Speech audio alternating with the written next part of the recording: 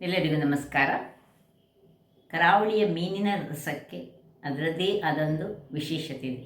ಅದರಲ್ಲೂ ಮಂಗಳೂರು, ಉಡುಪಿ, ಕುಂದಾಪುರ ಶೈಲಿಯ ಮೀನಿನ ಅಡಿಗೆಯಂತೂ ಬಹಳ ರುಚಿಕರವಾಗಿರುತ್ತದೆ. ಒಂದೊಂದು ಮೀನಿಗೂ ಒಂದೊಂದು ರೀತಿಯ ಮಸಾಲೆ, ಅಂದರೆ ಮಸಾಲೆಗಳು ಒಂದೇ ಆದರೂ ಸಹ ಅದರ ಅಳತೆ ಸ್ವಲ್ಪ ಬೇರೆ ಬೇರೆ ಆಗಿರ್ತದೆ. ಹಾಗಿರುವಾಗ ಇವತ್ತು ನಾನು ಬೊಳೆಂಜಿರ್ ಮೀನು, ಅಂದರೆ ಇಂಗ್ಲೀಷ್ನಲ್ಲಿ ಸಿಲ್ವರ್ ಫಿಶ್ ಅಂತ ಏನು ಕರಿತೇವೆ, ಅದರ ರಸವನ್ನು ಮಾಡಿದ್ದೇನೆ. ಬಹಳ ಟೇಸ್ಟಿಯಾಗಿ ಬರುವಂತಹದ್ದು. ಇದಕ್ಕೆ ತೆಂಗಿನ ಹಾಲನ್ನು ಬಳಸಿ ಮಾಡಿದಂತಹ ಒಂದು ರುಚಿಕರವಾದ ರಸ. ಈ ಬೊಳೆಂಜಿರ್ ಮೀನು ನಂಜಿಯ ಅಂಶ ಇರದಂತಹ ಕಾರಣ ಹೆರಿಗೆಯಾದ ನಂತರವೂ ಹೆಣ್ಣು ಮಕ್ಕಳಿಗೆ ಇದನ್ನು ಕೊಡ್ಬೋದು, ಅಥವಾ ಆಪರೇಷನ್ ಆದವರು ಈ ಒಂದು ಮೀನನ್ನು ತಿನ್ಬೋದು. ಬಹಳ ಟೇಸ್ಟಿಯಾದ ಮೀನು, ಅದರೊಟ್ಟಿಗೆ ಆರೋಗ್ಯಕರವಾದದ್ದು. ಹಾಗಾದರೆ ಯಾರೆಲ್ಲ ನನ್ನ ಚಾನಲನ್ನು ನೋಡ್ತಿದ್ದೀರಿ, ಯಾರೆಲ್ಲ ಇನ್ನೂ ಸಬ್ಸ್ಕ್ರೈಬ್ ಮಾಡಿಲ್ಲ, ದಯವಿಟ್ಟು ಸಬ್ಸ್ಕ್ರೈಬ್ ಮಾಡಿ ಸಪೋರ್ಟ್ ಮಾಡಿ ಅಂತ ಹೇಳುತ್ತಾ ಬನ್ನಿ ಯಾವ ರೀತಿ ಈ ಒಂದು ರಸವನ್ನು ಮಾಡುವುದೆಂದು ನೋಡೋಣ. ನಮಸ್ತೆ ಮಿತ್ರರೇ, ಇವತ್ತು ಕರಾವಳಿ ಶೈಲಿಯ ಈ ಬೊಳೆಂಜಿರ್ ಮೀನಿನ ಒಂದು ರುಚಿಕರವಾದ ಗ್ರೇವಿಯನ್ನು ಮಾಡೋಣ. ಈ ಮಳೆಗಾಲದಲ್ಲಿ ಸಿಕ್ಕುವಂತಹ ಈ ಸಾಧಾರಣ ಹದಾ ಸೈಜಿನ ಬೊಳೆಂಜಿರ್ ಮೀನು, ಸಿಲ್ವರ್ ಫಿಶ್ ಅಂತ ಏನು ಕರಿತೇವೆ, ಅದರ ಒಂದು ರುಚಿಕರವಾದ ಸಾರು. ಮೊದಲಿಗೆ ಇದನ್ನು ಕ್ಲೀನ್ ಮಾಡಿ ತರೋಣ. ವೀಕ್ಷಕರೇ, ಇಲ್ಲಿ ಮೀನು ರೆಡಿಯಾಗಿ ಬಂತು. ಈಗ ಇದಕ್ಕೆ ಒಂದು ಕಾಲು ಚಮಚದಷ್ಟು ಉಪ್ಪು ಮತ್ತು ಒಂದು ಕಾಲು ಚಮಚದಷ್ಟು ಈ ಹಳದಿಯ ಪುಡಿಯನ್ನು ಹಾಕಿ ಸ್ವಲ್ಪ ಹೀಗೆ ಮಿಕ್ಸ್ ಮಾಡ್ಕೊಂಡಿಟ್ಕೊಡೋಣ. ಇದನ್ನೀಗ ಪಕ್ಕಕ್ಕಿಟ್ಟುಕೊಂಡು ಈ ತೆಂಗಿನ ಹಾಲಲ್ಲಿ, ನಾವು ತೆಂಗಿನ ತುರಿಯಲ್ಲಿ ತೆಂಗಿನ ಹಾಲನ್ನು ತೆಗೆದುಕೊಳ್ತಿದ್ದೇನೆ. ಇದರಲ್ಲಿ ನಾನು ಒಂದು ಸಣ್ಣ ತೆಂಗಿನ ಇಡೀ ಕಾಯಿಯನ್ನು ತೆಗೆದುಕೊಂಡಿದ್ದೇನೆ. ಇದರಲ್ಲಿ 3/4 ಭಾಗದಷ್ಟು ಹಾಲನ್ನು ತೆಗೆದುಕೊಂಡು ಒಂದು ಮಿಕ್ಸಿಯನ್ನು ತೆಗೆದುಕೊಂಡು ಅದರಲ್ಲಿ ಹಾಕಿ, ಹಾಲು ತೆಗೆಯೋ ಕ್ರಮ ನಿಮಗೆಲ್ಲರಿಗೂ ಗೊತ್ತಿರುವಂತಹದ್ದೇ. ನೀರು ಹಾಕಿ ಈಗ ಹಾಲು ತೆಗೆದು ತರ್ತೇನೆ. ವೀಕ್ಷಕರೇ ನೋಡಿ, ಇಷ್ಟು ಹಾಲು ತೆಗೆದುಕೊಂಡು ಆಯಿತು.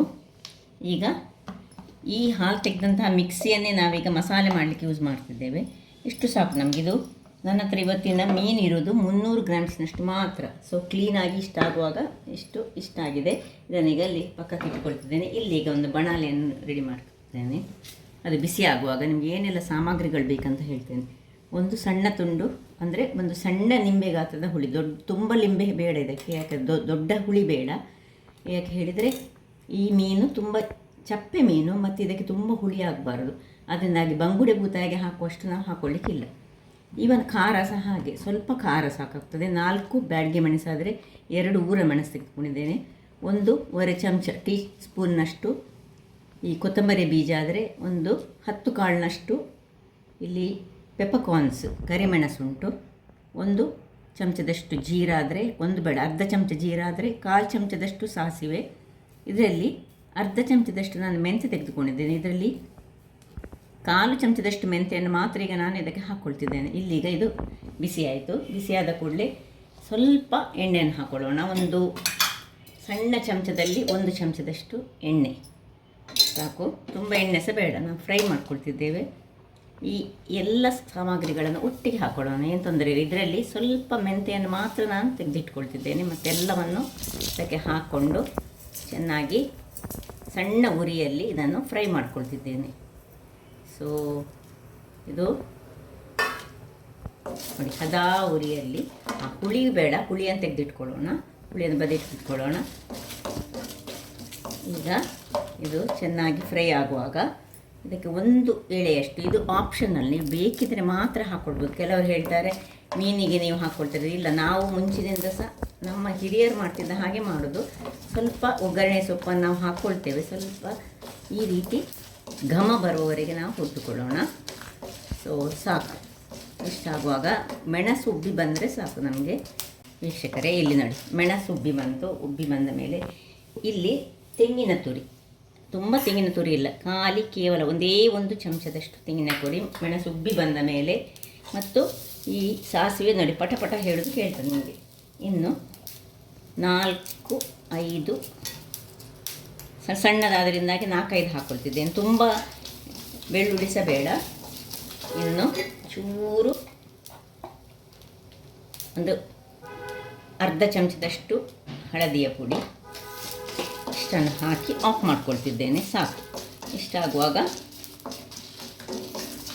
ಇದು ಸ್ವಲ್ಪ ಈ ತೆಂಗಿನ ತುರಿ ಇದರಲ್ಲಿ ಘಮ ಬರಬೇಕಾದ್ರೆ ತೆಂಗಿನ ತುರಿದು ಈ ಆಫ್ ಯಾಕೆ ಮಾಡಿಕೊಂಡು ಹೇಳಿದರೆ ಈ ಕಬ್ಬಿಣದ ಬಾಣಲೆ ತುಂಬ ಬಿಸಿ ಇರ್ತದೆ, ಅದರಿಂದಾಗಿ ಸ್ವಲ್ಪ ಘಮ ಬರುವಾಗಲೇ ಆಫ್ ಮಾಡ್ಕೊಳ್ಬೋದು, ಇಲ್ಲದೆ ಕರಡಿ ಹೋಗ್ತದೆ. ಸೊ ಇದೀಗ ತಣ್ಣಗಾಗಲಿ ಬಿಡೋಣ. ವೀಕ್ಷಕರೇ, ಇದೀಗ ತಣ್ಣಗಾಗಿದೆ. ನನಗೆ ಮಿಕ್ಸಿಯಲ್ಲಿ ಹಾಕೊಳ್ಳೋಣ. ಇಲ್ಲಿ ನಾನು ಒಂದು ನೀರುಳ್ಳಿಯನ್ನು ಸಣ್ಣದಾಗಿ ಚಾಪ್ ಮಾಡಿ ಇಟ್ಕೊಂಡಿದ್ದೇನೆ, ಸ್ವಲ್ಪ ಜಿಂಜರ್, ಸ್ವಲ್ಪ ಈ ಗ್ರೀನ್ ಚಿಲ್ಲಿಯನ್ನು ಸಹ ಇಟ್ಕೊಂಡಿದ್ದೇನೆ. ಆಗ ನಾವು ಹಾಲು ತೆಗೆದಂತಹ ಮಿಕ್ಸಿಯಲ್ಲಿಯೇ ಒಂದು ಸಣ್ಣ ನಿಂಬೆ ಗಾತ್ರದ ಹುಳಿ ಹಾಕ್ಕೊಳ್ತಿದ್ದೇನೆ, ಒಂದು ಸಣ್ಣ ತುಂಡು ನೀರುಳ್ಳಿ, ಅದರೊಟ್ಟಿಗೆ ಏನೆಲ್ಲ ನಾವು ಫ್ರೈ ಮಾಡಿಕೊಂಡಿದ್ದೇವೆ ಅದನ್ನೆಲ್ಲ ಹಾಕ್ಕೊಂಡು ನೋಡಿ. ತೆಂಗಿನ ತುರಿ ಇದಕ್ಕೆ ತುಂಬ ಕಡಿಮೆ ಹಾಕಲಿಕ್ಕೆ, ಯಾಕಂದರೆ ನಾವು ತೆಂಗಿನ ಹಾಲು ಹಾಕೋದ್ರಿಂದಾಗಿ ಇಷ್ಟೇ ಹಾಕ್ಕೊಳ್ಳಿಕ್ಕೆ. ಯಾಕಂದರೆ ನಮ್ಮ ಹತ್ರ ಇರೋದೇ ಒಂದು 300 ಗ್ರಾಮ್ಸ್ನಷ್ಟು ಈ ಬೊಳೆಂಜೀರ್ ಮೀನು, ಸಿಲ್ವರ್ ಫಿಶ್. ಈಗ ಇದಕ್ಕೆ ಸ್ವಲ್ಪ ನೀರನ್ನು ಹಾಕ್ಕೊಳ್ತೇನೆ. ಹಾಕ್ಕೊಂಡು ಒಂದೊಂದು ಫೈನಾದ ಪೇಸ್ಟ್ ಆಗಬೇಕು. ನಮಗೆ ಒಳ್ಳೆ ಫೈನ್ ಹೇಳಿದರೆ ಅಷ್ಟು ಕಾಡಿಗೆ ಎಷ್ಟು ಫೈನ್ ಆಗಬೇಕು, ಮಾಡಿ ತರ್ತೇನೆ. ವೀಕ್ಷಕರೇ, ಇಲ್ಲಿ ನೋಡಿ ಏನು ಚೆನ್ನಾದ ಒಂದು ಮಸಾಲ ರೆಡಿ ಆಯಿತು. ಇಷ್ಟು ಫೈನಾಗಿ ಕಲರ್ ನೋಡಿ, ಎಷ್ಟು ಪರಿಮಳಯುಕ್ತವಾದ ಮಸಾಲ ಈಗ ರೆಡಿ ಆಯಿತು. ಇಲ್ಲೀಗ ನಾನು ಒಂದು ಮಣ್ಣಿನ ಮಡಿಕೆಯನ್ನು ಇಟ್ಕೊಂಡಿದ್ದೇನೆ. ಇದು ಸ್ವಲ್ಪ ಬಿಸಿಯಾಗಲಿ. ಬಿಸಿಯಾದ ಕೂಡಲೇ ಈಗ ಇದಕ್ಕೆ ಒಂದು 3 ಚಮಚದಷ್ಟು ಎಣ್ಣೆಯನ್ನು ಹಾಕ್ಕೊಳ್ತಿದ್ದೇನೆ. ಎಣ್ಣೆ ಬಿಸಿಯಾಗಲಿ. ಎಣ್ಣೆ ಬಿಸಿಯಾಗುವಾಗ ಏನು ಮೆಂತೆಯನ್ನು ನಾವು ಇಟ್ಕೊಂಡಿದ್ದೇವೆ ನೋಡಿ, ಆ ಮೆಂತೆಯನ್ನು ಸುರಿಗೆ ಹಾಕ್ಕೊಳ್ತಿದ್ದೇನೆ. ಒಂದು 1/4 ಚಮಚದಷ್ಟು ಮೆಂತೆ. ಒಟ್ಟು ಅರ್ಧ ಚಮಚದಷ್ಟು ಮೆಂತೆ ನಾವು ತೆಗೆದುಕೊಂಡ್ರೆ ಈ 1/4 ಚಮಚದಷ್ಟು ಮೆಂತೆಯನ್ನು ನಾವು ಇದಕ್ಕೆ ಹಾಕ್ಕೊಳ್ಬೇಕು. ಅಲ್ಲಿ ಮೆಂತೆ ಸ್ವಲ್ಪ ಅದು ಒಳಿತಾ ಬರುವಾಗ, ಕಲರ್ ಚೇಂಜ್ ಆಗುವಾಗ ಈ ಹೆಚ್ಚಿಟ್ಟಂತಹ ನೀರುಳ್ಳಿ ಈಗ ಒಳ್ಳೆ ಚೆನ್ನಾದ ಒಂದು ಕಲರ್ ಬರಬೇಕು, ಸ್ವಲ್ಪ ಬ್ರೌನ್ ಕಲರ್ ಬರುವ ತನಕ ಹುರ್ಕೊಳ್ತಿದ್ದೇನೆ. ಇಲ್ಲಿ ಈಗ ನಾವು ಕರಿ ಲೀವ್ಸ್ ಹಾಕ್ಕೊಳ್ಳಿಕ್ಕೆ ಇಲ್ಲ, ಖಾಲಿ ಈ ಮಸಾಲೆ ಮಾಡುವಾಗ ಮಾತ್ರ ಕರಿ ಲೀವ್ಸ್ ಹಾಕಿದರೆ ಸಾಕು. ಒಳ್ಳೆ ಕಲರ್ ಬರೋ ತನಕ ಹುರಿದುಕೊಳ್ತೇನೆ, ಅದಾ ಉರಿಬೇಕು. ವೀಕ್ಷಕರೇ, ಇಲ್ಲಿ ನೋಡಿ ಒಳ್ಳೆ ಕಲರ್ ಬರ್ತಾ ಬಂತು ನೋಡಿ, ಟ್ರಾನ್ಸ್ಪರೆಂಟ್ ಸುರಿಗೆ ಆಗ್ತದೆ. ಆಮೇಲೆ ಸ್ವಲ್ಪ ಬ್ರೌನಿಷ್ ಕಲರ್ ಬರುವಾಗ ನಾವೇನು ಮಸಾಲೆ ಮಾಡ್ಕೊಂಡಿದ್ದೇವೆ ಆ ಮಸಾಲೆಯನ್ನು ಇದಕ್ಕೆ ಹಾಕ್ಕೊಳ್ಳೋಣ. ಇದೀಗ ಕೇವಲ 300 ಗ್ರಾಮ್ಸಿಗೆ ಮಾಡಿದಂತಹ ಮಸಾಲೆ. ನೀವು 1 kg ಎಲ್ಲ ಮಾಡುವಾಗ ಅದನ್ನು ಮಲ್ಟಿಪ್ಲೈ ಮಾಡಿಕೊಳ್ಳಿ, ಅಥವಾ ಇದು 1/4 kgಗೆ ಸಹ ಸಾಕಾಗ್ತದೆ ಎಷ್ಟು ಮಸಾಲ. ಸೊ ಇದಕ್ಕೆ ಇನ್ನು ಸ್ವಲ್ಪ ನೀರನ್ನು ಹಾಕ್ಕೊಳ್ಳೋಣ.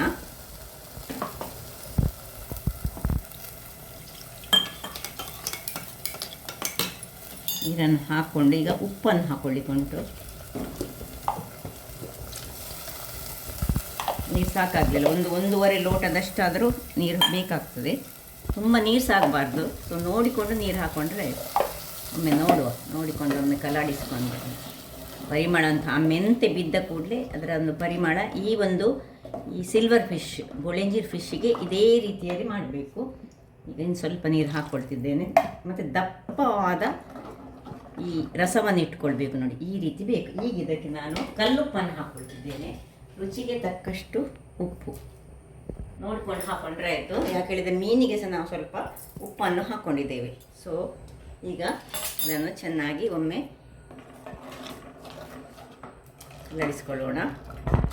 ಕಲರಿಸಿಕೊಂಡು ಏನು ಶುಂಠಿ ಮತ್ತು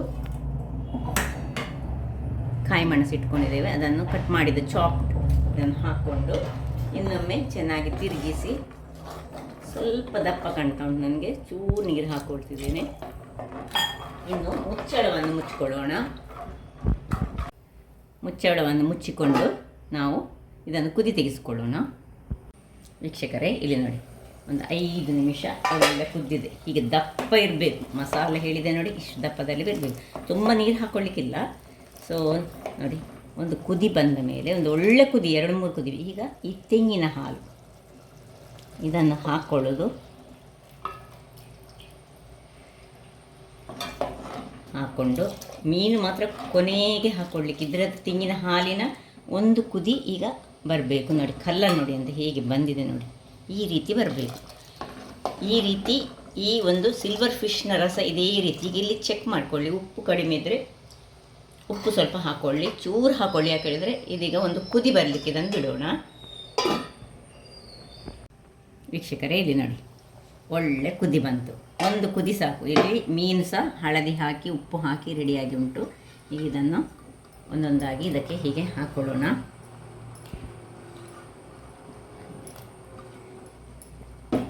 ಇನ್ನು ಒಂದು ಬಟ್ಟೆಯ ಸಹಾಯದಿಂದ ಇದನ್ನು ಈ ರೀತಿ ತಿರುಗಿಸಿಕೊಳ್ಳೋಣ. ತಿರುಗಿಸಿಕೊಂಡು ಒಂದು ಸಣ್ಣ ಕುದಿ, ಅಂದರೆ ಒಂದು ಸ್ವಲ್ಪ ಬಾಯಿಯನ್ನು ಹೀಗೆ ಅಡ್ಡಕ್ಕಿಟ್ಟುಕೊಂಡು ಒಂದು ಕುದಿ ತೆಗೆದುಕೊಳ್ಳೋಣ. ವೀಕ್ಷಕರೇ, ಇಲ್ಲಿ ನೋಡಿ ಆಯಿತು, ಒಂದು ಒಳ್ಳೆ ಕುದಿ ಬಂತು, ಸಾಕು, ತುಂಬ ಕುದಿಬಾರ್ದಿದ್ದು.